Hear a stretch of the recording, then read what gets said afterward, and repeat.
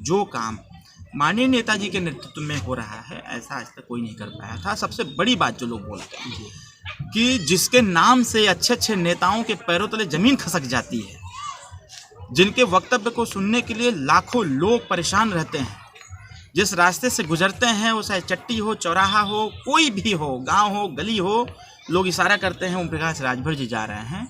यहाँ की जनता जब इस बात को कहती है कि हमको अब जाकर के कोई नेता मिला, ओम प्रकाश राजभर के अच्छे कार्यों का गुणगान विरोधी नहीं कर सकता है, तो इसलिए मैं विरोधियों की बातों पर तनिक भी ध्यान नहीं देता हूँ। इसीलिए उनको धन्यवाद दिया हूँ कि थोड़ा सा और तेजी लाइए, थोड़ा सा और चाप के विरोध करिए, ताकि जब वो विरोध करेंगे तो आपका व्यूज़ बढ़ेगा, लोग देखेंगे क्या बोल रहा है।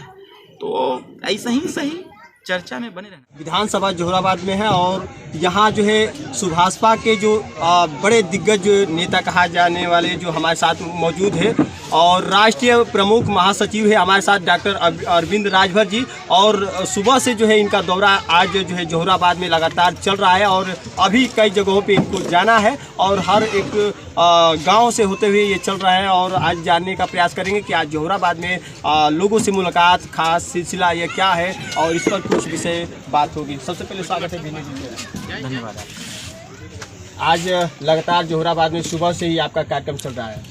हमारा कार्यक्रम पूरे उत्तर प्रदेश में चलता है, उत्तर प्रदेश के साथ साथ अन्य प्रदेश में भी चलता है। जोहराबाद विधानसभा को मैंने इसलिए टारगेट किया है आज के डेट में, क्योंकि मैं जोहराबाद से हमारा पुराना लगाव भी रहा है।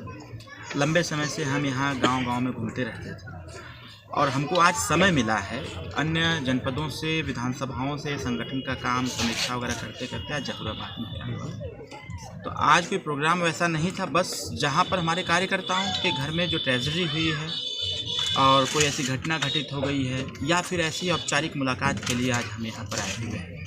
आज यहाँ हम जोहराबाद में विभिन्न गाँव में जाकर के सीधे कल सोनभद्र में हमारा एक कार्यकर्ता समीक्षा बैठक है, सोनभद्र चले जाएंगे।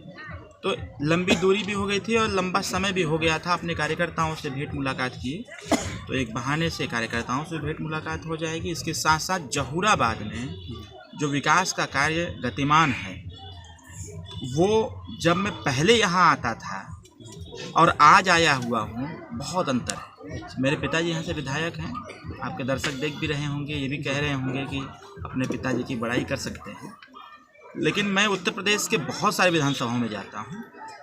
अभी मैं आ रहा था तो मैं खुद रास्ता कंफ्यूज हो गया, जबकि जोहराबाद का एक एक रास्ता मुझे याद है, किस गांव में कौन सा रास्ता जाएगा, शॉर्टकट भी याद है और लॉन्ग टर्म भी याद है।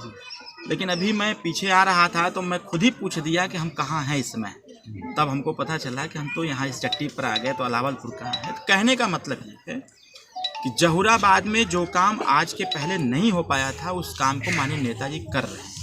अभी मैं एक गांव में गया हुआ था, उस गांव में जाने के बाद मैंने स्वतः ही पूछ दिया कि भाई ये पानी सड़क पर क्यों रुका हुआ है, तो पता चला कि रास्ता नाली की व्यवस्था नहीं है। हमने अपने प्रतिनिधि, बाबूजी के प्रतिनिधि को हमने तत्काल कहा और फिर मैंने गांव से पूछा कि आखिर पानी न निकलने के पीछे कारण क्या है, तो पता चला कि हल्का सा विवाद है। हमने कहा विवाद को बैठ के सॉल्व करिए और 2 महीने के अंदर नाली बनवा देते हैं और पानी अब सड़क पर नहीं रुकेगा, क्योंकि सड़क पर पानी रुकने से हमारा रास्ता खराब हो रहा है। तो आज इसकी भी समीक्षा हम कर रहे हैं। मैं राष्ट्रीय प्रमुख महासचिव हूँ और पार्टी से माननीय जी विधायक हैं, तो अन्य भी विधायक हैं, सबके विधानसभा में जाकर के समीक्षा कर रहा हूँ। तो आज नेताजी के विधानसभा की समीक्षा में कर रहा हूँ। इस अवसर पे आप जो है दूसरी बार अवसर जो मिला है आपके पिताजी को इस विधायक की दौरान, यहाँ के दर्शक ये भी जानना चाहते थे कि वो सिर्फ दौरा करते थे, लगातार पिछले दिन कई बार जो है मुलाकात भी की, समीक्षा बैठक भी हुई, लेकिन इस सिलसिले में आपको भी इस बार आमंत्रित किया गया है।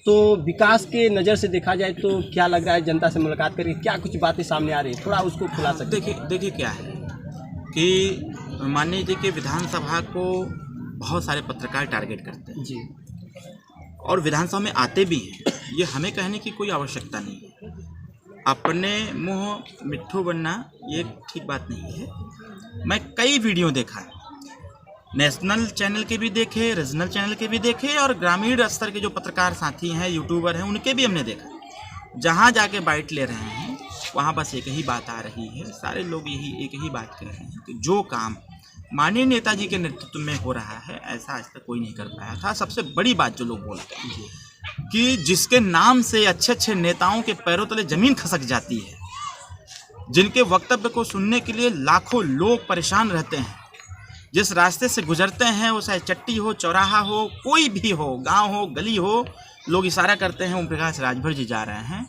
यहाँ की जनता जब इस बात को कहती है कि हमको अब जाकर के कोई नेता मिला है, और नेता मिला है जो ग्रामीण स्तर तक जाता है। अभी एक गांव का मैं वीडियो देख रहा था, बच्चे पढ़ाई कर रहे थे, जो लड़का इंटरव्यू ले रहा था गांव के ग्रामीणों का, मैं पीछे देखा कि कुछ बच्चे पढ़ रहे थे।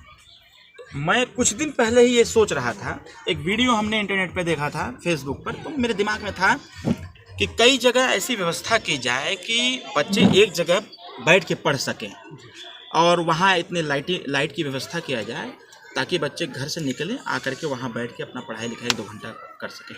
इसके पीछे लॉजिक क्या है? लॉजिक ये है कि जब अकेले बच्चा पढ़ेगा तो उसका मन नहीं लगेगा, इधर उधर भटकेगा, लेकिन अगर वहीं 10 बच्चे बैठ के पढ़ेंगे तो एक दूसरे को देख करके वो पढ़ाई करेंगे। मैं देखा कि ये गांव में वो भी व्यवस्था हो गई थी। गांव जहां वो लड़का इंटरव्यू ले रहा था, मैं देखा कि पीछे 8-10 बच्चे पढ़ रहे थे। मेरे दिमाग में आया कि इसको और बढ़ावा देने की आवश्यकता है ताकि शिक्षा के व्यवहार में परिवर्तन आ सके। और जब शिक्षा के व्यवहार में परिवर्तन आएगा तो जो हमारी लड़ाई है, जो थोड़ा लड़ाई टफ है, वो आसान हो जाएगा।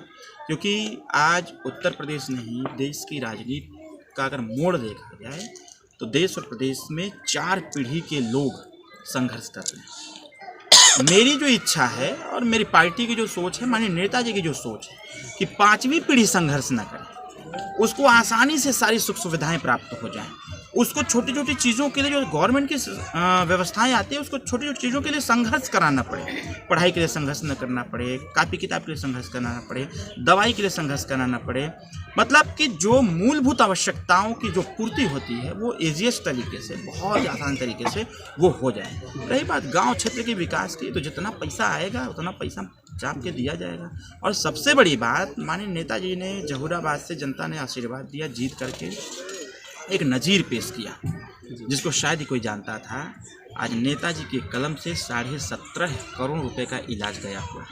अभी मैं एक गांव में था, हमारे पार्टी कार्यकर्ता हैं निर्मल राजभर, उन्होंने हमको फ़ोन किया कि भैया एक पेशेंट को 3.5 लाख रुपया दिया गया था, उसका इलाज भी हो गया था, सब कुछ ठीक हो गया था, घर आ गया था, कल उसकी मृत्यु हो गई। मुझे दुख हुआ, लेकिन एक चीज़ की खुशी रही कि हमने उसको 1 साल जिंदा रखा, 1 साल अपने परिवार के साथ रहा।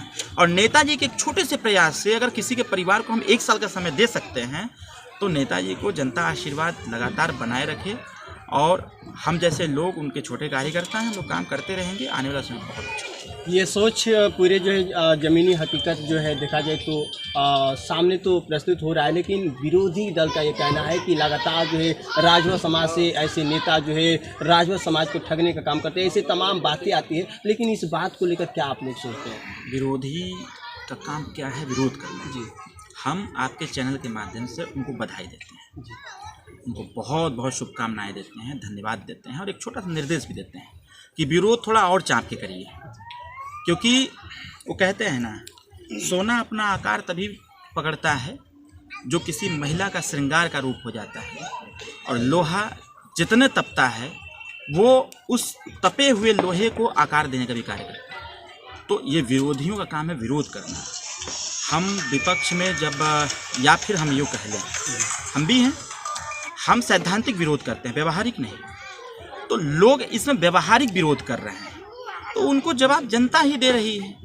ओम प्रकाश राजभर के अच्छे कार्यों का गुणगान विरोधी नहीं कर सकता है, तो इसलिए मैं विरोधियों की बातों पर तनिक भी ध्यान नहीं देता हूँ। इसीलिए उनको धन्यवाद दिया हूँ कि थोड़ा सा और तेजी लाइए, थोड़ा सा और चाप के विरोध करिए, ताकि जब वो विरोध करेंगे तो आपका व्यूज़ बढ़ेगा, लोग देखेंगे क्या बोल रहा है। तो ऐसा ही सही चर्चा में बने रहना चाहिए। मंत्री पद को लेकर क्या कहना चाहेंगे? जो तमाम विरोधी दल के नज़रों में यह है कि 13 महीने से बातें चल रही है, अभी तक मंत्री पद उनको मिला नहीं। हम मुख्यमंत्री के चक्कर में पड़े हुए हैं, विरोधी हमारे मंत्री के चक्कर में पड़े हुए हैं। वो कह रहे हैं कि अभी यही सपना उनका नहीं साकार हो रहा है, तो उनकी हैसियत को साकार करा देंगे। वो भी दावे भी कर रहे हैं कि कभी हो भी नहीं पाएंगे। अरे भाई, जेकर 1% क्षमता न हो, अब उसे कहाँ एक्सेप्ट कर। नेताजी इस समय दुनिया के, मतलब उत्तर प्रदेश नहीं, देश के गरीबों की आवाज़ बने बैठे हैं। अभी मैं हरदोई में मैंने एक स्टेटमेंट दिया था हमसे ज़्यादा चिंता हमारे विरोधियों को है। हमारे जिला को चिंता नहीं है कि नेता मंत्री कब बनेंगे, और किसी नेता को चिंता नहीं है कि हमारे नेता मंत्री कब, लेकिन विरोधियों को ज़्यादा चिंता है। जानते हैं क्यों? क्योंकि विरोधियों को पता है कि अगर वो गरीब की दवाई की बात करेंगे तो जनता पूछेगी ना कि जब तुम सरकार में थे तो क्या कर रहे थे। जब विरोधी बात करेगा बच्चों की अच्छी शिक्षा का तो जनता पूछेगी बताओ तुम 4 बार रहे तो क्या किए। तो वो जानते हैं, वो कहावत है ना कि दूसरे के कंधे पर बंदूक रख करके युद्ध करना।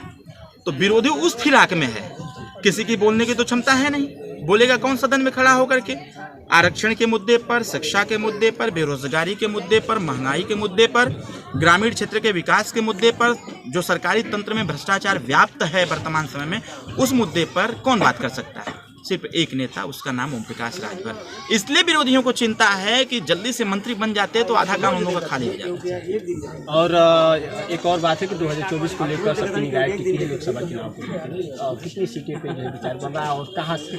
80 सीटों पर विचार। 80 सीटों पे 80 सीटों पर विचार बन चुका है और 80 सीटों पर विचार बना करके मैक्सिमम सीट जीतने के भी इंतजाम में हम लोग हैं। मैक्सिमम सीट जीत करके विरोधियों का छक्का छोड़ा दिया है। अभी 5 स्टेट के चुनाव हुए, 3 स्टेट में अप्रत्याशित रिजल्ट आया हुआ है। जो वो सब भ्रष्टाचारियों की एक गठबंधन बना हुआ है, अब उनको बुझ ही नहीं रहा है कि हम करें क्या। तो ये सारे लोग लपट करके माननीय प्रधानमंत्री मोदी जी को फिर से प्रधानमंत्री बनाने की फिराक में लगे हुए हैं। हम लोग जो है उनके साथ मिल करके काम कर रहे हैं, वो लोग हट करके काम कर रहे हैं। सुहेलदेव भारतीय समाज पार्टी की लोकसभा के चुनाव में सहभागिता हो, पीला गमछा जिस प्रकार से इस बार विधानसभा में दिख रहा है, आने वाले 24 चुनाव के परिणाम के बाद ये पीला गमछा देश की पार्लियामेंट में भी दिखेगा, लोकसभा में दिखेगा। और सिर्फ दिखेगा नहीं, जिस प्रकार से उत्तर प्रदेश की विधानसभा में हल्ला मचाते हैं नेताजी और सबको इस चीज़ का एहसास कराते हैं कि वोट ले करके सुरती मल करके खाने की ज़रूरत नहीं है। यहाँ लोगों का नींद हराम कर दीजिए कि अंतिम व्यक्ति तक व्यवस्थाएं पहुँचना चालू हो जाए, तो वही आज दिल्ली में गई। लोग ये भी कह रहे हैं कि बिहार में भी पूरा जो सम्मेलन हो रहा है, क्या वहाँ भी चुनाव लड़ने की तैयारी चल रही है या फिर लोगों का कहना है कि वहाँ सिर्फ दिखावटी चल रही है? अवसर मिली तो पूरा देश में लड़ेंगे, पूरा देश में जहाँ जहाँ मिल जाए वहाँ लड़ेंगे। सुहेलदेव भारत देखिए क्या है, विरोधियों को चिंता हमारी इसलिए सता रही है क्योंकि हमारी ताकत बढ़ रही है। तो जैसे जैसे हमारी ताकत बढ़ रही है वैसे वैसे विरोधियों की बेचैनी बढ़ रही है। तो इसे तो मैं कह रहा हूँ कि थोड़ा और ताकत लगाओ और विरोध करो, नेताजी का, हमारा पार्टी का विरोध करो, जनता को नहीं जवाब देगी।